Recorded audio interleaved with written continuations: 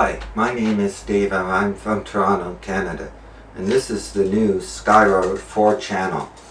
Okay, and if you go back a couple of years, they were $100. If you go back to last year, there was a Lighthawk Pro for $70, and this one was $37. The only problem with this one, if you want to fly two, you're going to have to find two channels here. This one's channel A and B, and what Lighthawk did in version 3, they did away with that, so it adds another $15.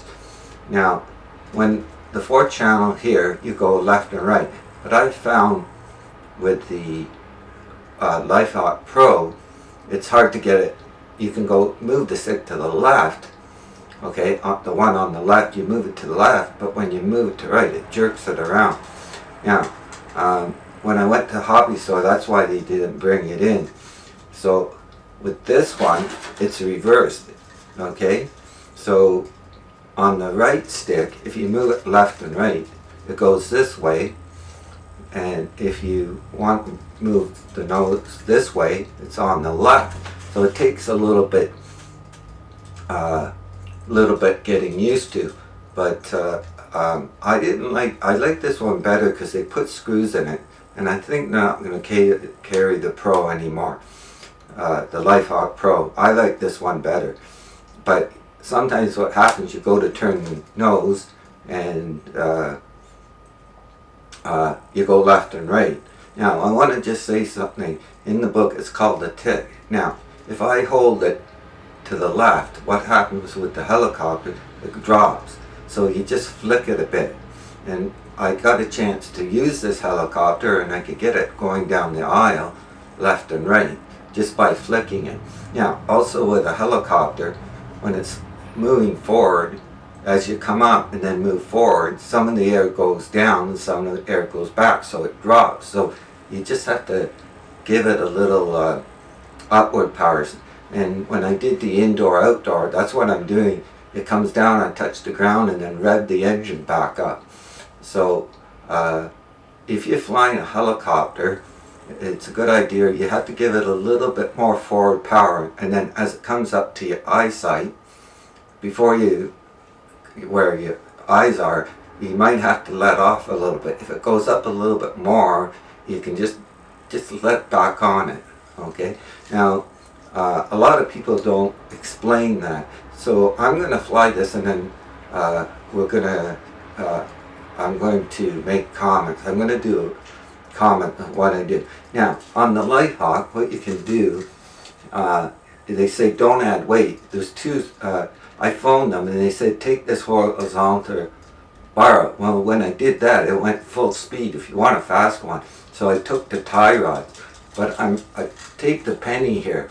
And the reason is sometimes they not weighted, they have a tendency to go back, and so if you're turning, and it could go back into the wall. So I'm flying in a very small room here, so I want more forward speed. So what I'm going to do is I'm going to run it as a 2-channel, then I'm going to show you how to go left and right, and then I'm going to show you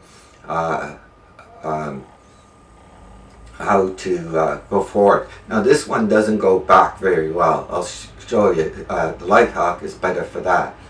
And I'll do one called Lighthawk Flying Course, and you'll see what I mean. But let's go do some flying. Hi, I'm Dave Enus from Toronto, Canada. Now, this is a demo. Don't do this until you have some experience. Stay away from the walls. Now, what I'm doing here is just practicing moving forward. You can just see it move a little bit, and I've got it all turned out. So what I'm trying to do is there, I want a little bit forward speed there. Now sometimes on the Skyrover you can get mixed up because on a 3-channel the right stick goes right and left. It's reversed. On the left stick the nose goes left and right. So some of this is a mistake. It takes a little while to practice, but the Skyrover is hard to reverse. You'll see that when I try to reverse it a little, it doesn't fly very good. So here I'm just going forward and backwards. There, I went backwards there. And uh, the Light Hawk is better for that. It can back up better. Now, what I'm doing here is just adjusting the height a little bit, trying to keep it where the camera is. There, I think I went a little bit back there. And now I find I have a hard time turning left and right because it's on my left hand. So it takes a little practice. That's why I keep going left. It's easier than going right. Now, there I just dropped it on the floor.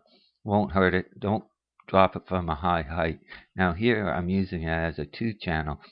And I used to use coffee cups, but the helicopter goes flying across the room. And you'll see in a minute. I usually end up knocking them over. And there, I just pulled back on the throttle. And, well, they end up all over the place. I'm going to do one later on this one. Okay.